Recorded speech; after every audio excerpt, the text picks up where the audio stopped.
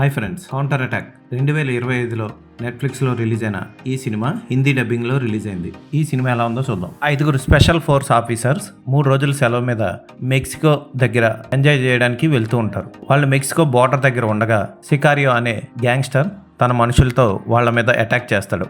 వాళ్ళ నుంచి తప్పించుకొని పారిపోయే క్రమంలో కార్లా, లూసీ అనే అమ్మాయిలను కాపాడడం కోసం ఈ 5 స్పెషల్ ఫోర్స్ ఆఫీసర్స్ ఏం చేశారు అన్నదే కదా.